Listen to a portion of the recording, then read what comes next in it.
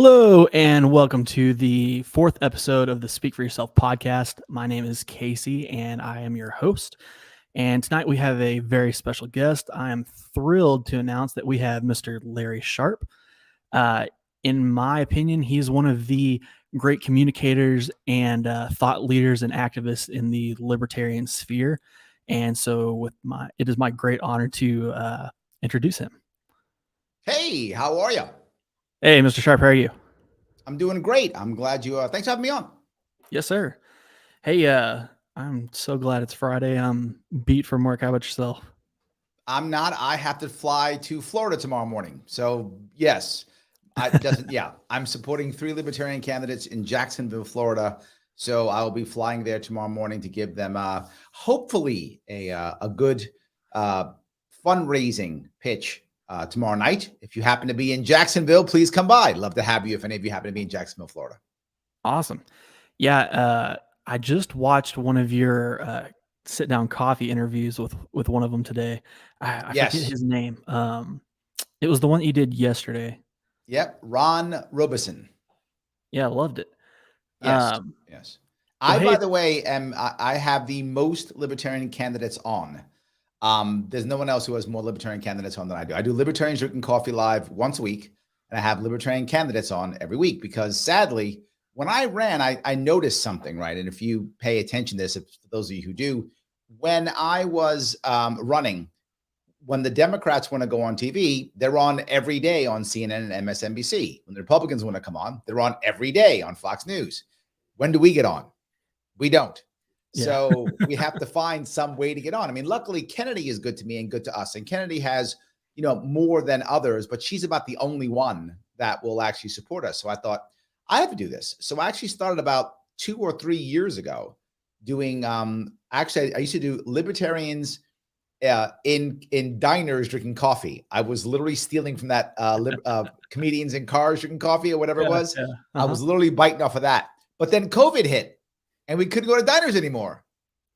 So I said, all right, we're not doing a diner thing. We'll just do it online. So it became Libertarians Drinking Coffee Live is what it became. That's what it became. Because I drink a lot of coffee, like a lot, multiple cups every day. So that's I why do too, but I can't drink them this late or I will not sleep. Oh no, I will drink and go right to bed without affecting me at all. Oh, I drink so much coffee, I'm immune. That's it. Yes, so much. Yeah, I have a morning cup and an afternoon cup, and then I'm good to go. Yeah, I have at least 2 morning cups minimum, at least 2 afternoon cups minimum, and at least 2 evening cups minimum. Well, so I want to kind of give a background on you, and I don't know if it's easier for you to do that or if there's no need for a background on me. If anybody cares, just Google Larry Sharpe. Ask me some cool questions so we can make your audience happy. My background is boring. Tell me, ask me some questions and we can do something cool. Awesome. I want to know your journey to libertarianism. Like, how did you get there? Were you always a libertarian? No, I was. I hate the other. I grew up in the South Bronx in New York, and my parents had a very simple way of looking at politics. If you're a Democrat, you're good. If you're a Republican, you're evil. Done. That was their politics. Easy day. We don't like Ronald Reagan. Why? Because he's a Republican. That's the reason. Now, if you ask my parents any policy that any politician had, they wouldn't have been able to tell you. Neither of my parents were very educated. My mom didn't finish high school. My father didn't finish college. So they just were just whatevs. We were raised on this, so that's what it is. But I never cared, to be fair with you. When I joined the Marine Corps, I guess as a teenager, a youngster, I probably was more left-leaning, I assume. But I was a rebel in general.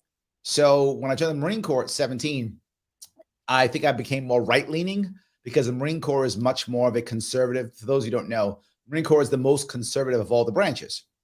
So my first commander-in-chief, to say how old I am, was Ronald Reagan. So now you know when I joined.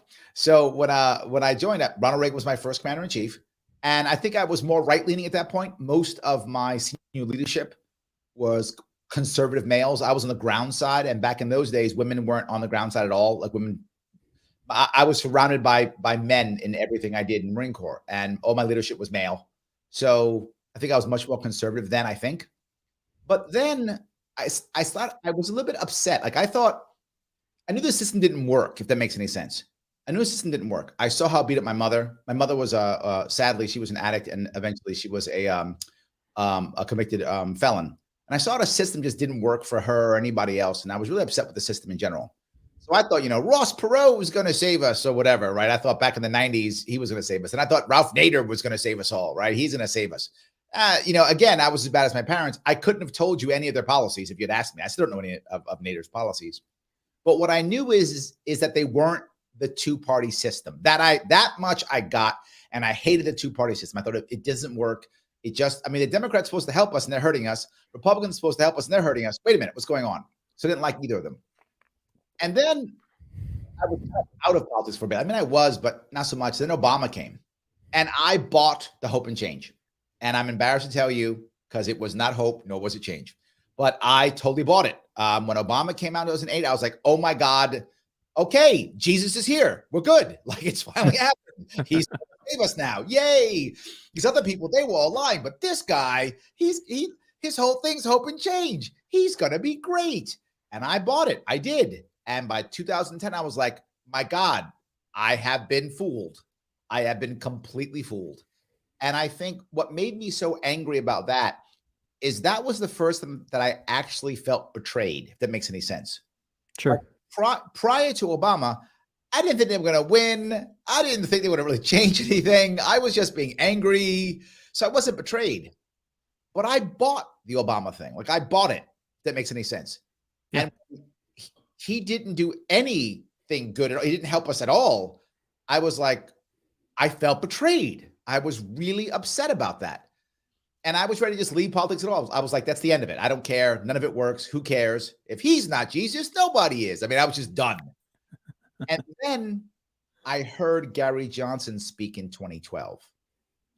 And I know people will say things like, well, it's got to be Ron Paul, or it's got to be Harry Brown, or, no, it has to be whoever you can hear at that time. For a lot of people, it was 2008, Ron Paul. I couldn't hear Ron Paul in 2008. Don't get me wrong. I love Ron Paul. I've opened for him more than once, but I could not hear him. I was not in the right headspace to hear Ron Paul in 2008. I was still, well, I guess the Democrats will do it or something, or whatever I was thinking, right? So yeah, I couldn't hear him, but I could hear Gary Johnson. And when he was talking, to be forward, people who know me will laugh, I thought he was a radical. And I am far more radical than Gary Johnson is now. But at that time, that's where my head was, right? That's what I could hear. That's what I could accept. And I thought, this Gary Johnson, wait a minute. So government isn't the answer for everything? What? Mind blown, right? So that's kind of where I was. And so I followed his campaign. I supported him whenever he came to New York. I went to all his events, and I was a big fan. I started joining the party. 2013, I think I officially joined the party in 2013, maybe in 2012. I don't remember. Maybe my local party. By 2014, I was all in. By 2014, I was all in. In fact, I was supporting our gubernatorial candidate at that time, who was a guy named Michael McDermott. He's since passed away, here in New York, and I was his driver. Like, I was driving for him. I was writing him checks. I was supporting. I was paying for his hotel. I was a business consultant, so I was making money. So I was writing my checks to the Libertarian Party. I helped. Please, not massively, but I did put a check towards Libertarian Party buying the building in Virginia, right? I was doing that. I was down there writing checks for them. I was supporting the party is what I was doing. And then 2016 came. And when 2016 came, I thought, you know what? Maybe I should step in the ring.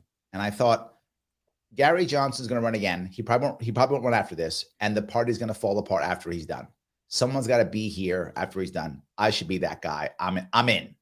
So I run for VP. I spent about 4 weeks running a local, Libertarian only campaign, trying to get the nomination for VP.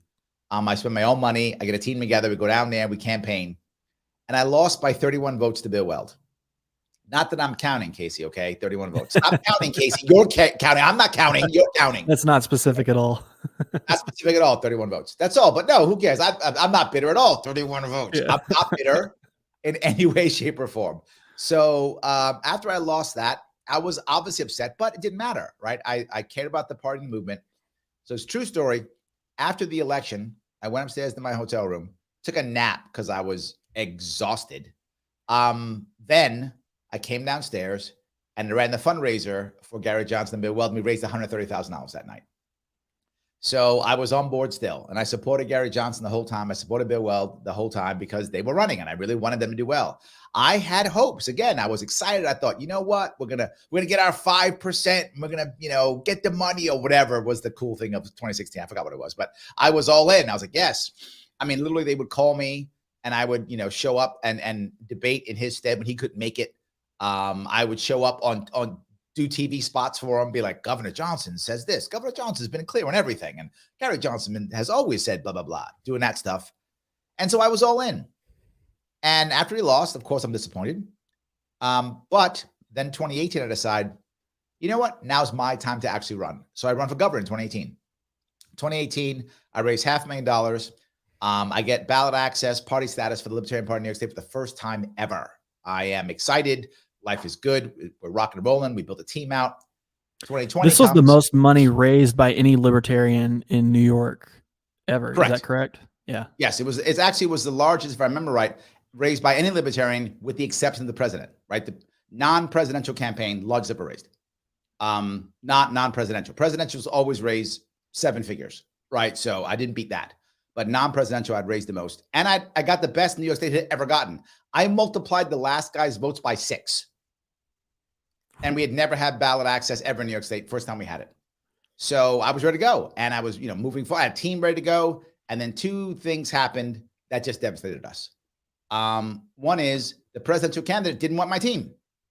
And I was like, I literally built you the best team Libertarian Party had to offer at that time. There was no better team at that time. And they were like, no, thanks. We got people. So my team fell apart. They went other places, did other things. And they're lost, and I couldn't get them all back. So when I ran again in 2022, I didn't have them, and I had to reboot from scratch. And it was the hardest one I ever had to do in 2022 because also in 2020, New York State decided to change all the rules and decide, oh, remember how we said you had ballot access? No, you don't. And I was about to ask that because you had to run as a write-in, correct? Correct. And so I basically... The New York State decided you don't have ballot access. And people go, well, Larry, why didn't you sue? We did.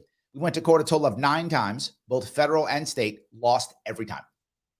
I dropped almost 6 figures in legal fees trying to make this happen. I couldn't go any further. People were like, well, Larry, you should go further. How much money can I raise?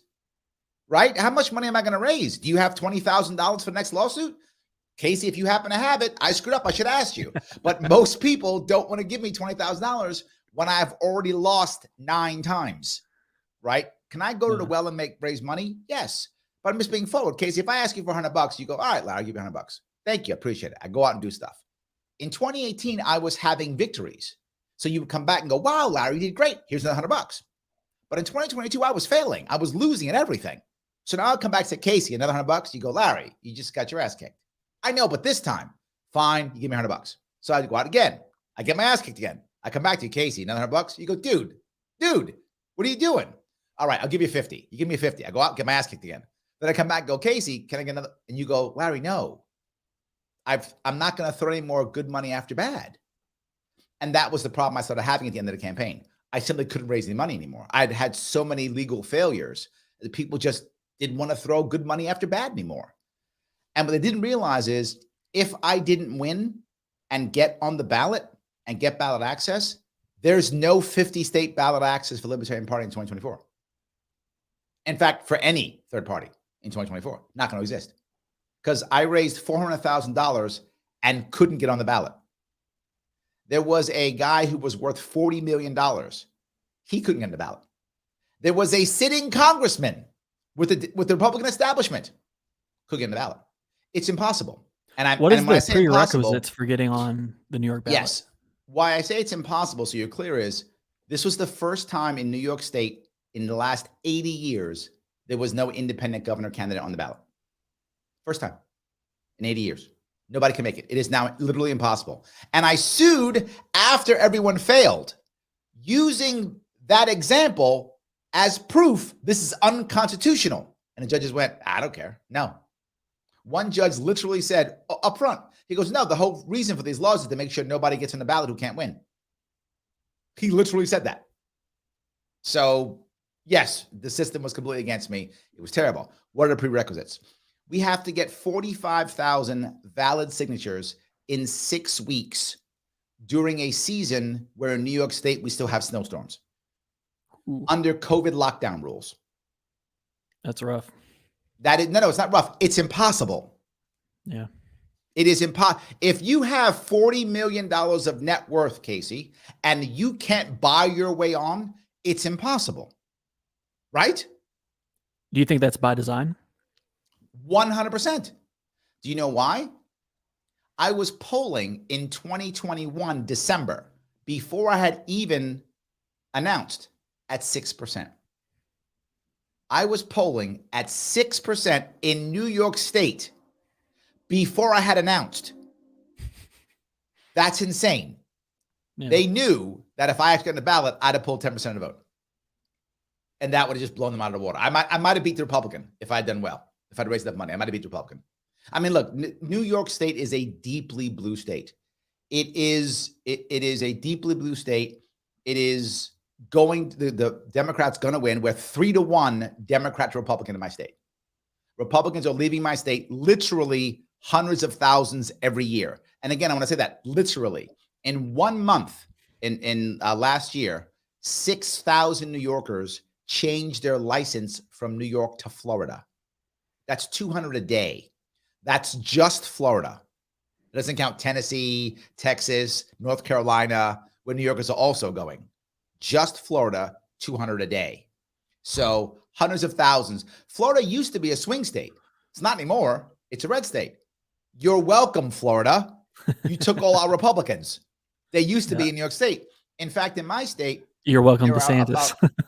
Yes, I should. Yes. So DeSantis owes me. So yes. So in my state, there are about 6.5 million registered Democrats, about 3.5 million registered independents or nothing, and about 2.5 million registered Republicans. So that's how deeply blue my state is. I want to ask about. Did I answer your question, by the way? I'm sorry. Did I answer it at least? Yes. Yeah. That's totally about the prerequisites. So you need 45,000 votes during COVID. Which means you actually need about 60,000, right, to make sure they're all correct over the course of 6 weeks. That's 10,000 a week. That's 2,000 a day, right? If you get people to work 5 days a week, 10 hours a day. A really good person who can get out there and get signatures, really good, can get 100 a day if they're really good. The average person gets maybe 20 a day, right? So if you average, say, 50 a day. So at 50 a day, I need 2,000 a day, and I only get 50 a day. I need 40 people to work 10 hours a day, 5 days a week for 6 weeks. Do you have 40 friends who can take 6 weeks off from work and do that? I don't. I wish I did. Okay, let's pay them instead. Larry, pay them out of signature. You can't. New York State says you can't pay them out of signature. You must pay them by the hour. So what happened is other people trying to hurt us were also doing the same thing. So the price for signatures went up. So we were paying $20 or $25 per hour to go work. And some people would work for 8 hours and go home and give us nothing. And we had to pay them by New York State law. They gave us nothing. Zero. Got to pay them anyway. So nothing. Wow. So now I'm getting nothing. So now I got to pay 40 people, $20 to $25 an hour. That's $250 per day per person. So if we add that up, what's that? $10,000 a day multiplied by 6 weeks. That's about $600,000. Do you have $600,000, Casey? That's a lot of money. No, I don't have that. Right. So yes, it is and that's assuming nothing goes wrong. Let one snowstorm, one bad thing, and now all your numbers are increased. And doesn't count any prep time before, or manages to manage 40 people, or at the end of prep all signatures. It's going to cost somebody $500,000 to get ballot access in New York, and they may fail. And they'll be sued anyway. Guaranteed they'll be sued anyway. As I got sued in civil court. They literally made sure I was off. They sued me in civil court. Only me. Only I got Now, sued. have they always required that many signatures? It was 15,000 in the summer. Ooh, So it was 6 weeks when there's tripled fairs it. and the weather's beautiful, and it's 1/3 the amount. 1/3 the amount in good weather. Challenging, right? Some Joe Schmo couldn't do it, but possible. It could be done, and we did it before. We did it almost every time. We were able to do it. Not this time. Under ideal conditions, do you do that the same as like you would ballot harvesting, for instance? Do you go to residential like apartment complexes and just knock on doors? You could try, but the problem is New York State does something else. They literally you can only sign one. So New York State makes it freaking impossible. So if the person happens to sign 2 of them, only the first one counts. So that becomes an invalid signature. So you have to make sure the person hasn't signed any other thing to make it even harder. And they have to be a registered voter to make it even harder. And in New York City, where most of the people are, right? Most of the people in New York City can't vote. They're not registered. Literally 1/3 of all New York City residents are not born in the country. Another 1/3 are not born in the state, in the city. So most of them can't vote. So now I'm going through a building. At least half the people there can't vote. So yes, but sounds man, impossible. Yes, literally, it is impossible. I want to make sure I'm clear when I say impossible. It is literally impossible. So do you see that rule changing? Go ahead. No, that's not going to change. Why would they? The judges think it's fine. They're happy with it. They like their oligarchy. They don't want to change anything. The judges are completely bought and sold. New York State judges are an embarrassment. If you happen to be a New York State judge listening to this right now, you should be ashamed of yourself and your ilk. You should look in the mirror right now and say, wow, how terrible I am. You should then go online and do a public apology on what a piece of garbage you are and all your ilk, if you happen to be a New York State judge. If you're listening, I hope one of them is, and I hope they're pissed off at me because you pissed me off. So I hope you feel terrible. In any case, so no, I don't. However, I now know how to do it because I've been through every bad thing you could imagine. And I'm trying to raise $500,000 again by April of next year. If I'm able to do that, I will get ballot access for New York State for the Libertarian Party in 2024. But if I can't raise that kind of money, there's no chance. So assuming you do raise that amount of money, are you going to run again? Not 2024. 2024, I'm focusing on getting ballot access for a presidential candidate, whoever that person will be. Gotcha. What I've learned is you cannot gain ballot access and run a campaign in New York State. You can do one or the other. So I'm not running in 2024. I will be focusing on getting ballot access in 2024. Then if I get ballot access for the Libertarian Party in 2024, I might run again in 2026. I might. But then I would already have ballot access. I'd only be running a campaign. That I would do. But I'm not, if I don't get ballot access in 2024, I'm not running in 2026. I'm not going to try to get ballot access and run a campaign. Not doing it. There's too many things going on. And then the problem is, last year I spent over $300,000 just on ballot access. How can I run a campaign? I had no money. I had no money. Yeah. So I'll never do it again. So if I have ballot access, I'll raise the money and I'll run a campaign. Otherwise, I'm not doing that again. It's insane. So you brought up the great exodus from blue states, particularly I think it's New York and California. Yep. So I want to ask you, how do you feel about kind of ceding ground to these guys? I don't know what that means. Well, so if you have what does ceding ground to these guys mean? I don't know what that means. Right. So if you have Republicans, moderates, libertarians leaving blue states in favor of red states for liberty purposes, is what I'm assuming, or more freedom. Do you agree with them leaving, or do you think that? How am I going to judge somebody who can no longer pay their mortgage? Sure. How am I going to judge somebody whose kids are in schools that they can't stand and they don't have the time or the money to homeschool them? I had to pull my kid out of school and I homeschooled my kid. Luckily, I was in a financial situation to where I could do that. Most people aren't. I'm going to judge them. Do I want them to stay and fight? Of course I do. I'm stupid enough to do so. I'm still in New York. I'm in Queens right now. Right. So Yeah. I'm still in New York. So I'm still fighting. But I can't be mad at someone who's decided they just can't take it anymore. I wish it wasn't so. Who I'm angry at is not the people leaving. I'm angry at the people who keep voting the same way. Even when I showed them the way. The amount of people who said, Larry, I love you, but I can't vote for you because you can't win. Every one of those people I want to slap. Because if they had just supported me, why this matters. This is something that your audience should hear. My governor, Kathy Hochul, who is a terrible governor, in her inaugural address, she used my talking points. I'm not joking or exaggerating. She used them word for word. Her team must have read my website and wrote a speech. Now, is she going to actually do any of it? No, it doesn't matter. She literally said my talking points, which means I had influence. I had impact. She wants to get people who think the way I think to be pacified because there's a significant number of New Yorkers who feel that way. And she knows that. So it's her team. So what if these people, instead of going, I can't vote for you, you can't win, what would you get? You got the same shitty state you had years ago.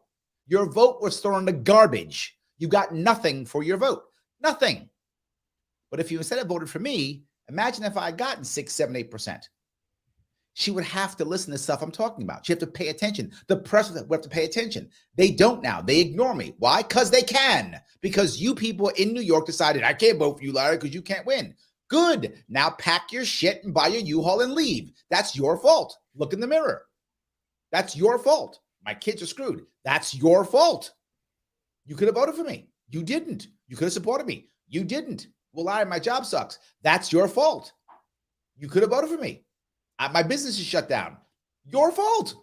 I gave you an option. You didn't want it. Don't be mad at me now. Now, I'm not mad at them either for leaving. I get it. Didn't work out. I couldn't do what I said I tried to do. You got to leave. But please don't be mad at me because your stupid vote screwed you over. It wasn't my fault. Yeah. Clearly, it's been an uphill battle being a libertarian in a blue state. Yes. Clearly. Yes.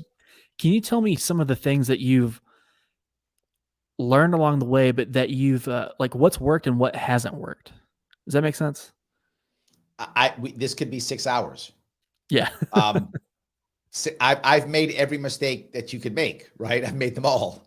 And I've also learned that, which is the one advantage, right? The reason why I think the Libertarian Party is going to be doing better in the future is not because we've had more successes. We haven't. In fact, we've gotten our ass kicked pretty badly these last couple of years.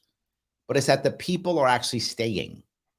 If you go back to the early Gary Johnsons, 2012, 2014, 2016, every time somebody ran and lost, they left. We never saw them again, never came back.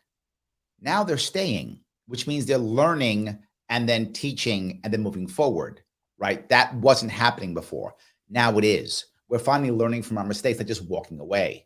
So I think we are going to be doing better. So your question being, what did I learn? Many things. The first thing is you really want to focus your time on people who are disengaged or aren't voting. That's the number one thing you want to focus your time on, right? You want to be able to speak to the left and the right. That's important too. Don't speak to one, speak to both. But you're looking for people who lean left or lean right, who are in some way disengaged, right? The person who's a Democrat or Republican is not going to vote for you.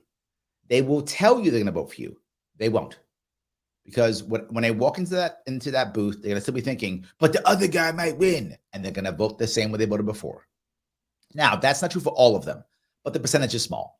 So maybe if, 3 people tell you, I'm a Democrat, I'm going to vote for you, one will. Same Republicans, maybe one will. That's fine. You should still talk to them. I want you to. You need every vote you can get.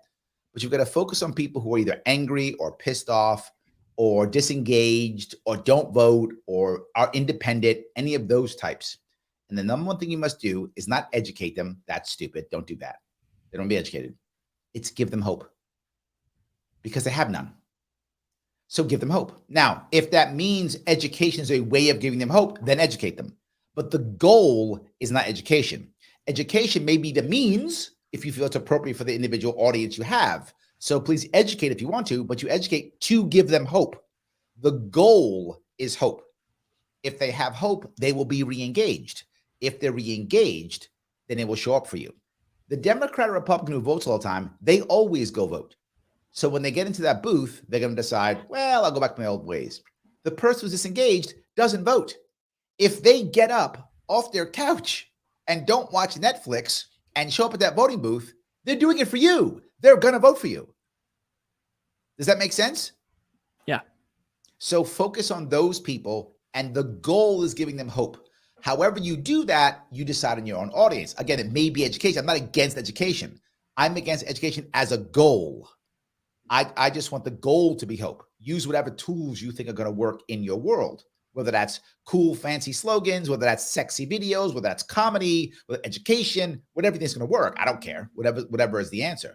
Edgelording, I don't care. Whatever is the thing that will give them hope, I'm in. That's the piece. If they have hope, they'll start showing up. If they have hope, they'll start telling their friends. They won't tell their friends that they don't have any hope. If they think this guy Casey might do some stuff, they will then tell their friends because they have hope. So that's the key. I think I've learned that. The second thing is, it is all about two things and two things only: money and popularity. And those are very often go together. Not always, but they very often do. If you don't have money and or you're not popular, you are wasting your time. That is the thing. I wish it was something else. It isn't. The reality of it is, this is literally a popularity contest. It is not a purity contest or a policy contest. It is literally a popularity contest. Now, how do I get popular? Well, you got to go on TV. You got to be in the polls. Yes, that's all money. Everything is pay to play. And people don't realize this. Everything is pay to play. And I'm not joking. I mean, literally. I wasn't in the polls in 2018. So in 2018, I was on the ballot. I was literally the official, Libertarian Party candidate. And we went to the pollsters and said, why am I not in the poll? And they went, oh, you want to be in the poll? I'm like, yeah. They went, great, buy the poll. I said, what? They're like, yeah, you want to be in the poll? Buy the poll. Oh, we'll put you in the poll. Just buy one. Put you right in. In fact, we'll change questions for you if you want to. You will? Yeah, buy the poll. How much poll cost? $40,000. What? 40K. I only raised 500. I'm going to do 10% of what I raised for one poll and hope. And I found that out late in the campaign.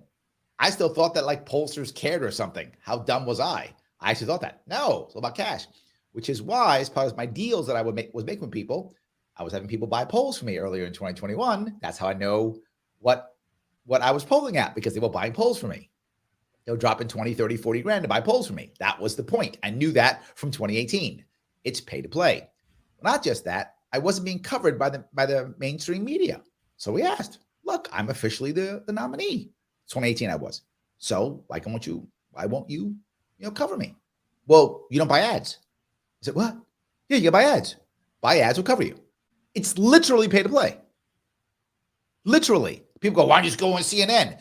Every time someone says that, they should really think how stupid they sound, because they hear it all the time. Just go on Tucker Carlson. Yeah, because I can just do that. I just call Tucker up and say, Tucker, I need to be on for 3 minutes today. Stop. That thought process is insanely stupid. But people think it all the time, constantly. Everybody wants to be on those shows. How do you get on? Buy ads. Republicans and Democrats buy literally tens of millions of dollars of ads every year. They're a major contributor to all of these companies. So of course they put Republicans and Democrats on. They're writing the checks. So we found this out. There was a candidate in New York State that we raised like 10, 11 grand for the candidate, and then got a campaign, an ad campaign at a local station. Right after we wrote the check, the rep says, great, let me introduce you to our political reporter. It was literally pay to play. So you're asking what I learned. It's a lot of bad stuff, Casey. I wish it was good stuff. I wish it was, but it's not. And why does this matter? Because I haven't left. So I can now tell people who are running, this is how the game's actually played. So they can understand how the game is played before they jump in. I'm not saying you shouldn't jump in. If anybody listening wants to run, great, please run. Just go in with your eyes open as long as open. Know what you're in for when you walk in that, walk into that road. Just know it. And I'm good. I hope you run. That's amazing. But don't go in there not knowing what you're up against. You are up against a monster. And if you can't become more popular, and if you can't raise money, you're going nowhere. Yeah, kind of along the same lines of what did you learn? You being a libertarian in a blue state, I would have to imagine that you have had to learn how to communicate your ideas and liberty with more Democrats. And Yes. again, that's another uphill battle. So can you tell me It isn't. how Hold on. It isn't. It's it's not? only uphill battle if you don't understand how people on the left think, right? Left and the right, we think that left and the right are so different. They are, but not crazy different. The reality is libertarians can communicate to both. We absolutely can. It's just more challenging here or there, depending on the situation you're in. Need to remember, both of them believe in freedom, believe it or not. Left and the right do. The right believes in freedom to do. The left believes in freedom from. They're two different ways of freedom, right? The right There's the person quote of says, the night right there. yes. Yeah. The right says, I want to be free to own a gun. I want to be free to start a business. I want to be free to teach my kids the way I want to teach my kids. The left says, I want to be free from the government, I want to be free from the government, making sure that I can't, from the government giving me bad education so that my kids don't learn anything. So that it's their education, their guns. I want to be free from gun violence so I can feel safe in my community. That's how they think, right? Free from versus free to. If you think it that way, you can communicate better. Because here's the reality. That's awesome. That's like a light bulb going off. Yes. For most people on the left, the outcomes that they want and libertarians want, most of the time are the same outcomes. Not always, but most of them they are. It's how to get there. That's the problem. It's how to get there. Most people on the left don't trust the individual to get there. They think someone of credentialed status has to help us get there, right? So while a libertarian wants a good education, so someone who's on the left, we both want that. That's the same thing. The libertarian says, give me the opportunity to teach my kids the way I want. Someone on the left says, yeah, but you won't know better. We need someone like a good teacher to do so. We need people credentialed to give us a good education. That's what they believe. Doesn't make them evil, but that's how where their head is. That's why they're on the left. If that makes any sense. Yeah. So if you can find a way to first talk about where you want to go, then the person on the left goes, okay, we can talk. But if you start with things like school choice, they shut you right down. Because what they hear when you say school choice is you want the wealthy to get the best schools. That's what they hear. Now, you and I know that's not what I said, but that is what they hear. So I have to start with, hey, don't we want good education for our kids? And they go, yeah. Now we start talking. Is the best answer private school? Is the government doing a good job with schools? No, it's not doing a good job. A Democrat will tell you that. They know it. Then they'll go, well, it's funding. And I go, do you know how much we're putting money into education? We're putting a lot in. Really? Yeah. You know, administrators getting all the money. Administrators? Yeah, they don't even talk to your kids. Huh, that's terrible. Now what are we talking about? Giving teachers more freedom, giving kids more freedom. Wouldn't it be good if you could put your kid in a school that you wanted? Well, yeah, it'd be better. Maybe one without administrators. They said going, yeah, that's how you talk to the left. You start with the end game and then back your way out. Never use any phrases like school choice or privatization. Never use any of those phrases. The second you use those phrases, the left will shut you down. They will not hear you. That is invaluable information because in today's political climate, I feel like it is a lot easier to get there with the right than it is the left. And so one of my biggest questions coming into tonight was what you just answered and how you communicate with the left. And that, yes, yeah, like I said earlier, that is a light bulb going off for sure. It's something to realize. People don't want to hear this, but this is true. People will tell you America is center right. It's not. It's center left. The government's center right. The government center right. The people actually center left. How do I know that? The population centers show you this. Urbanization. The country's been going left because of urbanization. When you move into large cities, you by default become more left. Why? People don't understand this, but this is just demographics. It's just that simple. If you live in a city like I do, I live in New York City, right? The most dense and largest city that we have in the entire country. You move into a city, now you have people who live in the same area, same building, same square miles, same house sometimes.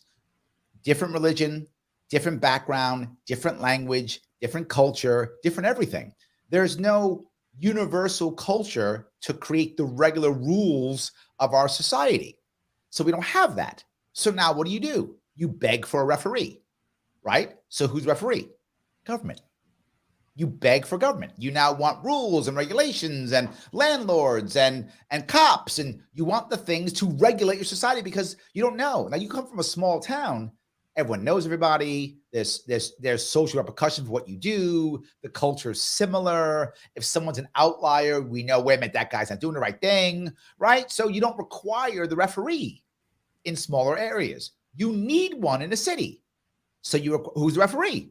Government. So people come here and they beg for more government. You wonder why? Because you live in the cities. 80% of all new jobs since the crash are in 20 U.S. cities. They were in 20 U.S. cities. So everybody rushed to cities for jobs. So the country began turning more left in 2008 because of the rush to urbanization. It's been happening for years, but it was a rush of 2008. So they're all rushing to cities. Cities kept growing. Well, cities keep growing. Urban areas keep growing. Now, if I remember right, I think before COVID, I don't know if it's true anymore, but before COVID, I think 2019, it was at 50% of all Americans lived in urbanized areas, either directly urban or a suburb right next to an urban area. So metro areas, 50%. That you're going to find more and more people on the left. The reality of it is, if you look at the map and the country, there are no blue states, with the exception of Rhode Island. Rhode Island's a blue state. Why? What there actually are red states and certain states have enough urban areas to turn them blue. Urban areas turn you blue. That countryside's all red. New York State, 62 counties, like 9 are blue, but they're all the cities. The other 50 counties are all red, but there's no people in them, right? I have counties in my state that have 4,500 people in them. 4,500. Brooklyn has 2.3 million. Right? I mean, how can you can't compete when most upstate rural counties in New York State have maybe 100,000 people in them. Maybe 200,000, maybe. But that's pushing. Most of them have 100,000 or less. Most do. But then you have a couple of big ones, like Brooklyn and Queens, each breaking 1 million each, 2 million each. Queens has 2.1 million. Brooklyn has 2.3 million. You can't beat that. So one of the things that I wanted to bring up tonight kind of goes along with that. How do you approach the Second Amendment in a blue state? Yeah. And this is going to make you 2A people want to cringe. Yeah. But I'm going to tell you the truth. I'm just going to be very forward with you. You cannot bring up the Constitution because people on the left don't value it. And I know there's someone watching right now who's like, what? I know they don't value it. I've had people get mad at me in events and go, you need to tell them they have to respect the Constitution. No, I don't. They're not going to. They don't have to. They think the Second Amendment's stupid. They think it's outdated. They don't think it's that valuable. It's for muskets. They don't care. So you cannot bring up shall not be infringed. That shit's useless. That has no value. We love it when we hear it. Nobody on the left cares. They think it's stupid and you're a redneck. They don't listen to you at all. You can't say that. So you know what I say? Gun control is racist. There you go. And they go, what? I go, yeah. I say, hold on. They go, no, it's protecting me. I say, let me tell you what these gun laws actually do. You know what these gun laws do? They go, yeah, protect the people. Do you know that what the gun laws are used for is there are inner city prosecutors now who now take all those gun laws you put and they stack up charges on young black and brown people. So they get so scared, they won't go to court. They'll just plead and become felons. So you're trying to help black and brown people? These gun laws are putting them in jail. And they go, yeah, yes. Gun ownership outside the cities is growing. Your laws aren't working. All your laws are doing is putting more black and brown kids in jail. Now tell to a Democrat who all they ever talk about is helping young black and brown kids. That's all they talk about. They start rethinking things. That's how I bring up the Second Amendment. Then I go to something else. I go, you know what? You grew up in a bad part of town? Yeah. I said, I grew up in the South Bronx, man. I grew up in the South Bronx. Not a great neighborhood. I said, in all these bad neighborhoods, if it's not gang violence, who's getting beat up? Who's getting robbed? Like, what do you mean? Who? Like, if it's not gang on gang violence, who gets beat up? Who gets robbed? Well, it's usually some old guy. Yes, it's an old guy, an old girl, or a woman with the most kids. vulnerable. Yeah, correct. Most vulnerable every time. That's who these thugs beat up on. I mean, except for gang violence, gang on gang violence, right? But taking that out, that's black market violence. When you get rid of the black market violence, you just go to daily violence in these neighborhoods. Who's getting beat up? The most vulnerable. Imagine if just one old man drew down on one of those thugs and put a bullet in him. Just one. They go, what? Changes everything. You are making sure that only the bad guys have the guns.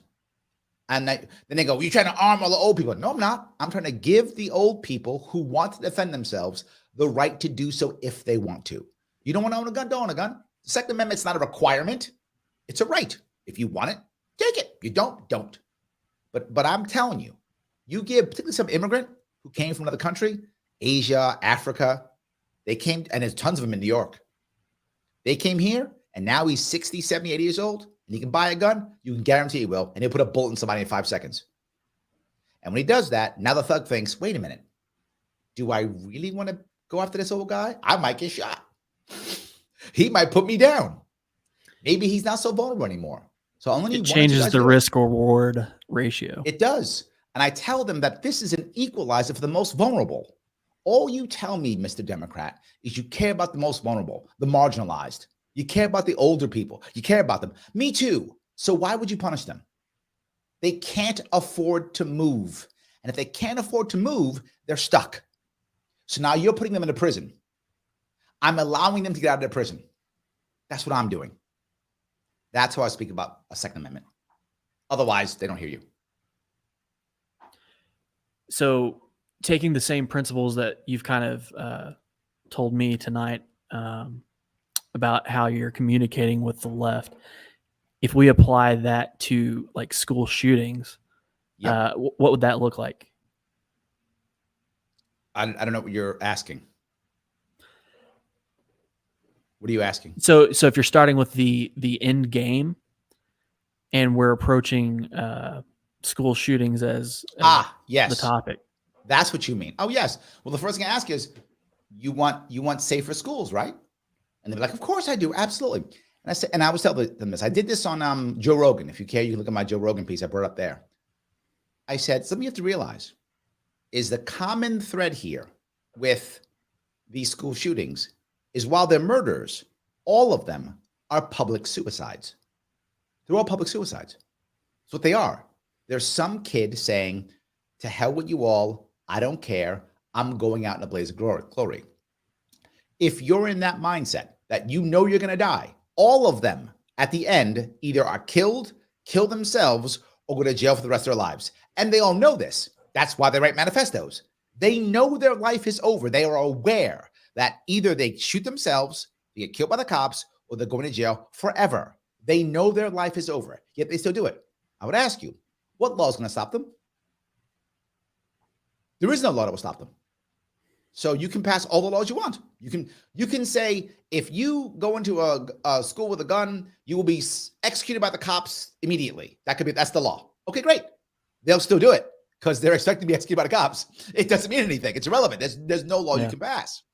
So the point is, the problem is unhappy kids. That's the problem. Kids, what's killing our kids, and I tell people this all the time, is 3 things: lack of community, lack of purpose, and loneliness. And when I tell the left that, they go, shit, he's right. Because they know I'm right, because that is true. That's what's killing our kids. It isn't guns or drugs. That's not killing them. I mean, that's the end game. They use drugs or they use guns to kill themselves, but that's just a tool they use. The common thread is lack of community, lack of purpose, and loneliness. You fix these 3, kids stop killing themselves. How do you do that? I have an entire plan fix education, taking K through 12 to go to K through 10, and giving young kids as teenagers purpose. If you've got purpose, you don't want to kill people. That's how it works. It's literally this simple. I could go kill people, or I could go do the project that my boss has me doing, fixing the tractor. I have a tractor to fix. That's purpose. I can't go killing people. I have purpose. As dumb as that sounds, that is so insanely important and valuable. And I said this 5 years ago. There's a book that just came out called On Men and Boys, I think. And it's talking, a guy named Reese, I think, wrote it. This guy's talking about the problems they're having. John McWhorter talks about this also, but in the black community, young black men, that as simple as having a reason to get up and go to work, having a reason to go to school, having hope for the future is enough to have someone not want to shoot up a school. Literally. And again, now, and these guys are educated people. These are all, they all teach like Columbia. They're all doctors and such. I'm some dude. I figured this out 5 years ago, said it on Joe Rogan, and no one's paid attention to me ever since. Where are you? I'm going to switch gears a little bit. Where are you on the culture wars? And what do you think? Your questions cannot be vaguer. Yeah. Your questions cannot be vaguer. Okay, let me be more specific. What do you think the See, as a politician, I've learned this. I don't walk into traps. I don't walk into traps. I've learned. No, we're on the same team, man. There's no traps here. Yes. Let me rephrase it. What is in your opinion, the libertarian stance on the culture war? Is that a priority that we should be putting our energy and effort into, or is that just a distraction? Two parts. Yes to both. It is absolutely a distraction and one we have to deal with. So I wish we could ignore the culture war and just take care of issues. We can't. The culture war is everywhere. It's how the elites destroy us, right? It's how they destroy us. So I'll give you an example. If you think about Occupy Wall Street, the concept of Occupy Wall Street was wonderful. It was a wonderful idea. Hey, the 1%'s taking everything from us. We should not let them screw us over. This is terrible. The 1%'s killing us. Yeah, it's true. Good concept. Like the idea of it. Wonderful. What was the outcome? Garbage. Nothing. It was useless. It useless. It did nothing. What did it do? Well, they were like, we're mad. The 1%'s hurting us. Let's do something about it. And they were right. We were using the Fed to lower interest rates. We were making everything cheap. The wealthy were taking more of our money. They were right. A lot of what they were saying. And this is what you got to realize, again, with the left and the right. When it comes to what's wrong with America, the left is correct. When it comes to what's right with America, the right is correct. That's the reality. The right will always tell you what's right with America, and they're correct. The left say what's wrong with America, and they're correct. They're both right. The problem is the right doesn't want to do anything about it, and the left's ideas are garbage, which is why I say the Democrats are the party of bad ideas. Republicans are the party of no ideas, right? That's how it works. So with that in mind, Occupy Wall Street, wonderful concept. But then what did the very savvy elites do? Oh, you want us to change the system to where the elites don't control everything? No, we like controlling everything. We like dominating the government system. We like dominating all the institutions. We like dominating everything. So how about this? We will send our executives through sensitivity training. How about that? And they went, yay, we won. And they went off. And the executives went, phew. Oh, so, okay, we got to like call people like he or they or something and we get to keep all our money? Yes. Yeah. Change pronouns. Keep all your money. They're like, deal. Okay. So I got to call you they versus he. Yes. They have to keep all my money and power. Yes. Done and done. That's what happened. So the culture war distracts us from reality. It just does. The culture war makes sure that you have to believe what your side believes, even if it makes no sense. So if your side believes that war in Ukraine is right, then you believe that because your side believes that. If your side believes war in Ukraine is wrong, you believe that because your side believes that. You don't know what's happening in Ukraine. You don't even know why it happened. You have no idea. You don't care. Your side tells you what to believe. You believe. Why? Because culturally, they are your team. And that happens constantly. Should we want to raise taxes or lower taxes? You have no idea what the actual rules or laws are. All you know is your side has told you one of them is correct. You believe that thing because they're your cultural team. So the culture wars are absolutely valuable but they're distraction. So both, we have to deal with them, but they're distraction. Does that make sense? Yeah, and I honestly think that the culture war has been waking more people up than anything else. Even more, maybe even more than COVID. I think they're linked. Yeah, sure. I think they're linked because what the COVID lockdowns did, and I hated the COVID lockdowns. They were terrible, horrible idea.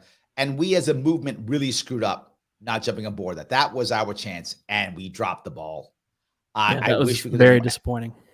Yeah, and part of it was because of social media, right? Part of it was their fault because the second I started talking about COVID lockdowns, I got shadow banned horribly. Like I was talking about it, and I went from my viewership dropped by, I'm not joking, 85 to 90% almost overnight. Whew. Just crushed. I used to stream on one thing, like just on Facebook, just on YouTube. Now I stream on 8, and I share to 10 more platforms to get the same number of views. So I need 18 platforms compared to 1 to get the same amount of views. That's how horrible I was shadow banned. So I physically couldn't do anything more. Social media was all I had, and regular media would never talk to us. So we didn't do a good job of that. I wish we could have done better. It was tough. But the glory of the lockdowns, the one good thing is that people started realizing, wait a minute, what's happening in my school? What's happening at my local level? Who's telling me what to do? And that made people think. But again, the culture war changed. In New York City, this is true. In New York City, while we were being locked down, locked into our homes, can't go out, at 7 o'clock, we would get outside. I wouldn't, but New Yorkers would. And we'd clap for the government workers. 7 o'clock every day. That's some next level Stockholm syndrome. Like that's next level Stockholm syndrome, right? That's not regular Stockholm syndrome. That's like Stockholm syndrome. I'm clapping for my jailers. Yeah. Oh my God, jailers. Thank you for keeping me locked up. So we also saw people do that. And we saw people say, why do I have to go on my phone or my computer every morning to see if I can go to work? See if I can pay my bills? To see if my kid can go to school? Huh. So I think both. The lockdowns were linked to it. Yes. I think COVID was the biggest white pill and the biggest black pill that I might ever see. Obviously, it was black pilling because everything that went on, but it woke a lot of people up. And yes, I don't did. know that anything's done that since, Yeah, I think it really, I think it, look, as much as I hate it, I'm looking for the silver lining in the cloud. And that's the silver lining in the cloud. I agree. Yeah. I want to bring up the Mises Caucus because I don't know your opinion on that takeover of LP National. Okay, can you go a bit broader if you don't mind? I'm teasing you. What are you asking? Okay. How do you feel about their approach to libertarianism and communicating libertarianism to everybody else? And it seems to me like they're a little more edgy.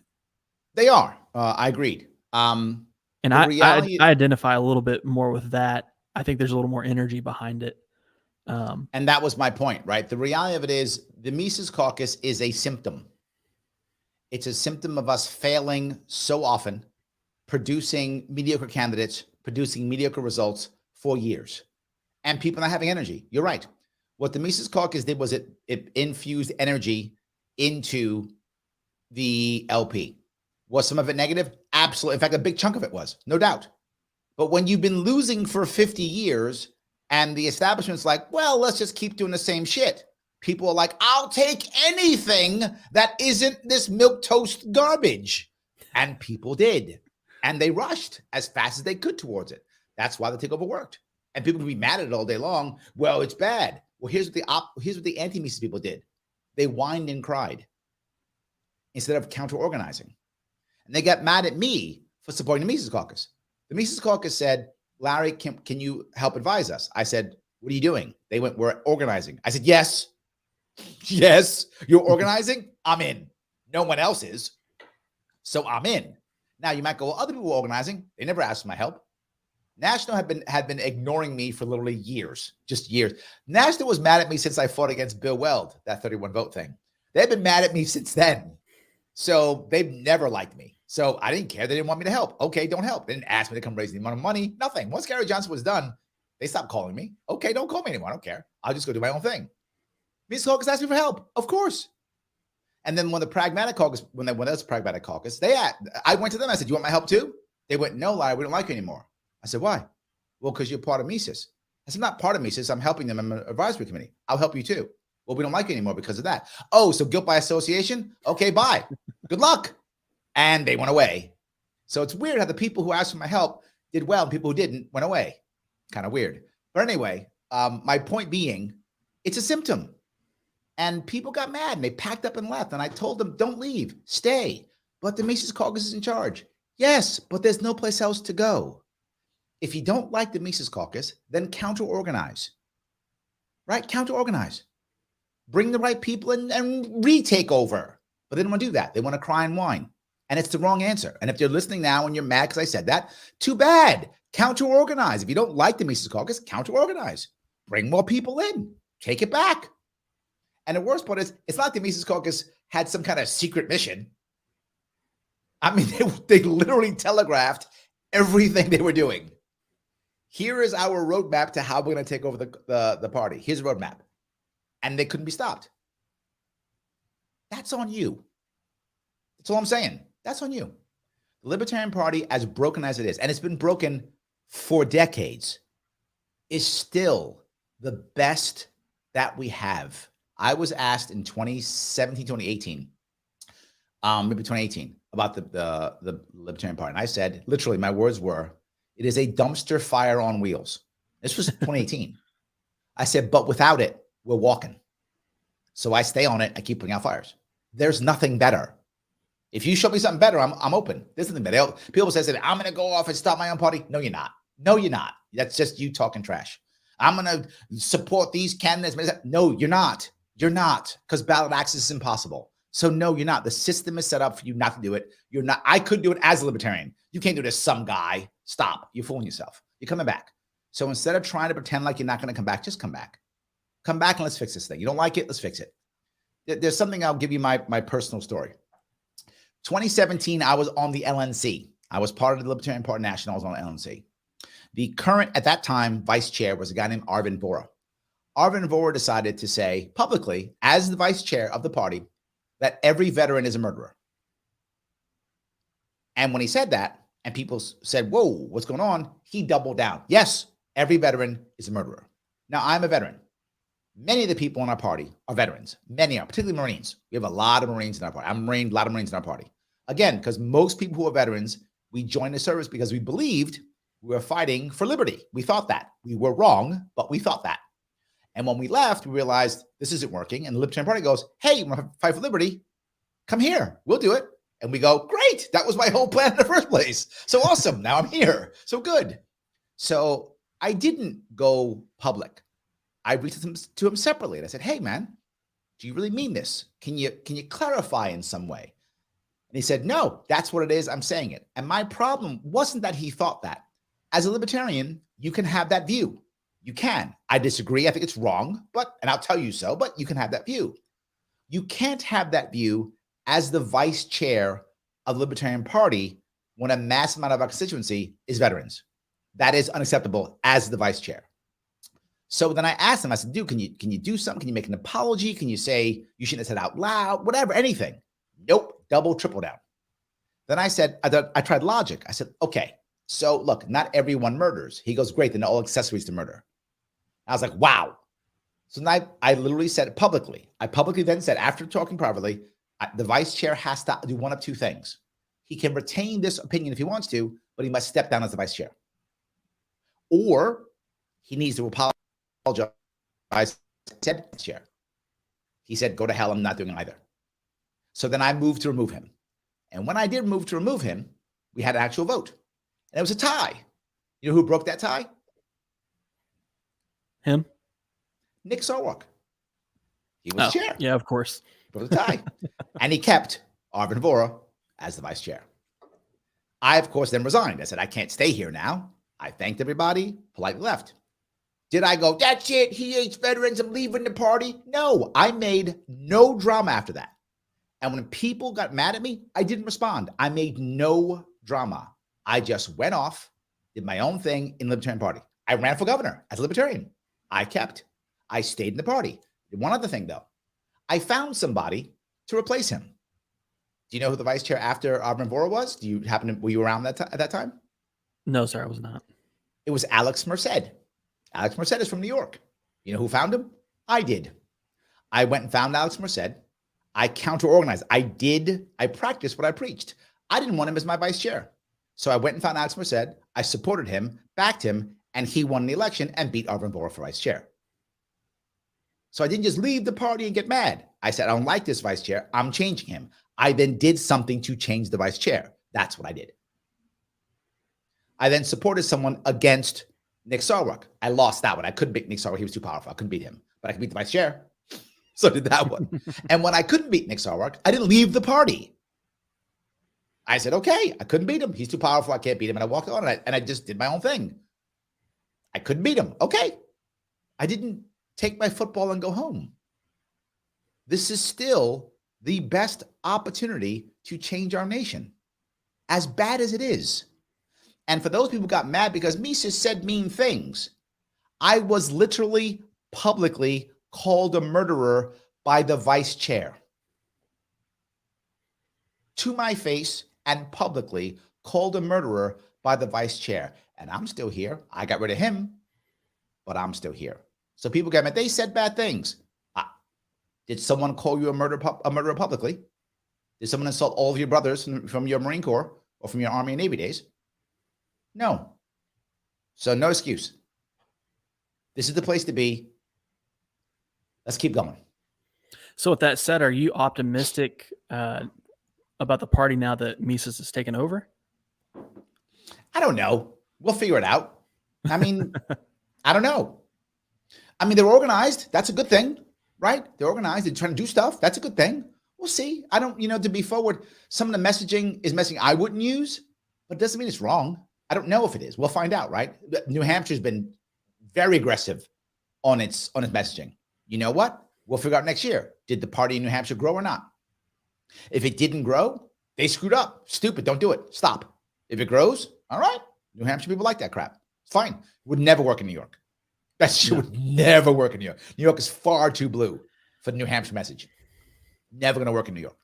But I don't know. Maybe New Hampshire is different. I don't know. We'll find out. They are getting a lot of exposure because of that messaging. And that's pretty undeniable. I don't care about exposure. I care about growth. Sure. Right? If exposure equals growth, I'm good.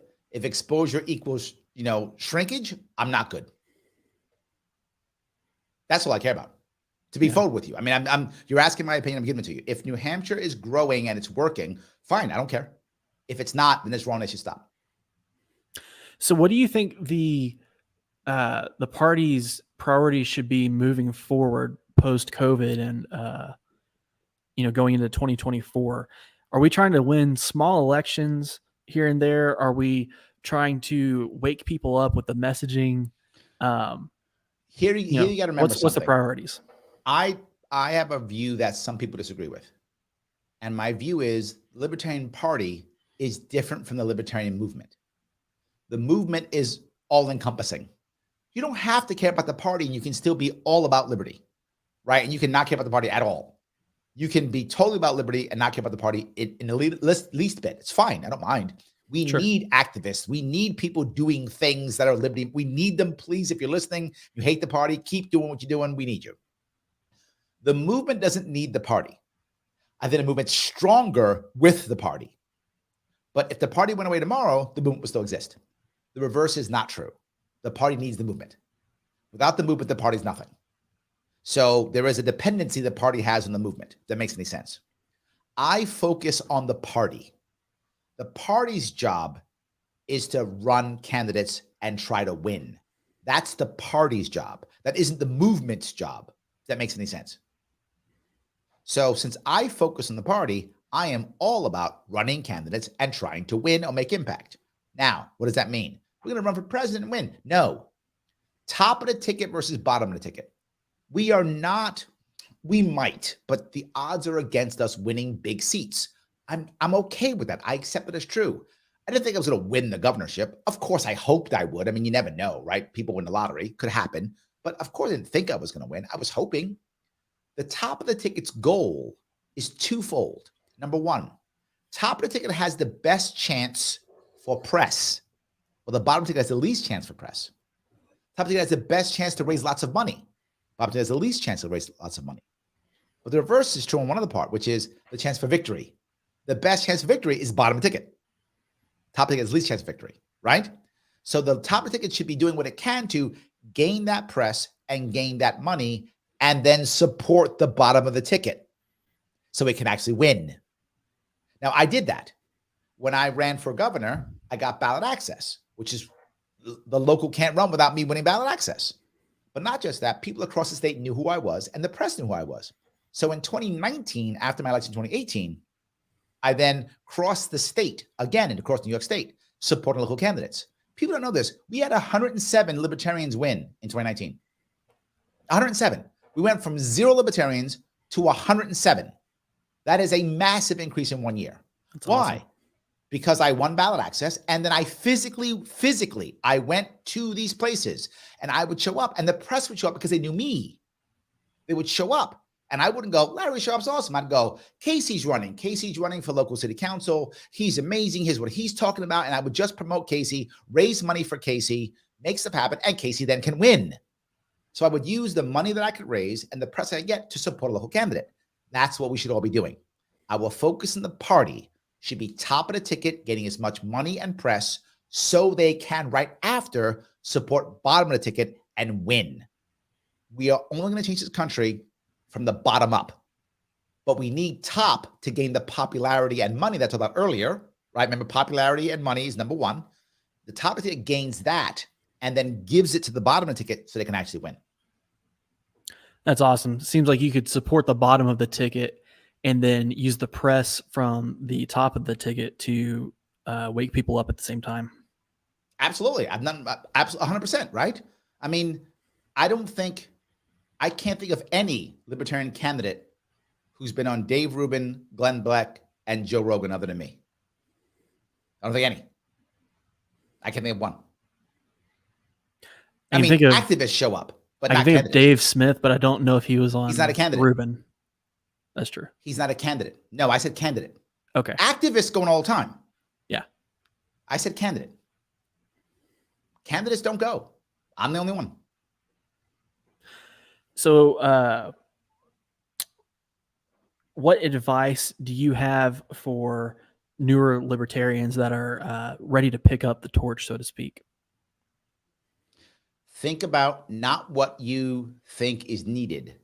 Think about what you are excited to do, because donor burnout, activist burnout, candidate burnout is real. Don't think the party needs this, so I'm going to do it. That's a terrible idea.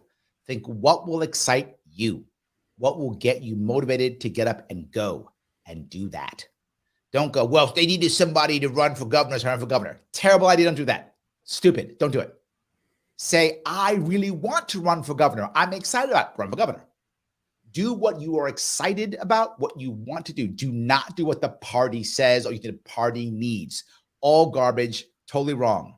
I don't need people filling spots or being paper candidates. I need you doing what you're excited about, what you want to do, because you'll do it well and you'll do it better and you'll keep doing it when the system will be against you, because the system will be against you. And if you're not excited about it, you're going to quit. I don't want you to quit. I want you to keep going. So only run for offices that motivate you and you're excited about. Only take on jobs and volunteer positions that you're excited and you want. When someone goes, I need you, if you're not excited, tell them no. I'm not joking. I'm leaving them in a lurch. You will anyway, because you're going to volunteer for it. You're going to suck at it or not show up and piss everybody off. Don't do it unless you're excited. If you want to do it, you're excited to do it. Otherwise, do not do it. Telling somebody no up front is way better than screwing them over 3 months later. Gotcha. Well, Mr. Sharpe, you've said a lot of wise things tonight, and I'm going to definitely have to re-listen to this so I can pick up on everything again. I appreciate you coming on. Do you want to plug anything? You can Google Larry Sharpe, watch my show, The Sharpe Way Show. Head to my Facebook, YouTube, Twitter. I'm on all the interweb things. Please watch my stuff. It's exciting and interesting. And like and subscribe to all my stuff. It does matter. Every like, every subscribe, every share, every one of those matters. It's how I get past all the algorithms. Yep. Everybody go like and share and subscribe to all of Larry Sharpe's media and all of the Speak for Yourself media. All right, Larry, appreciate it you coming on, and we'll see you next time. Have a good night. Thank you.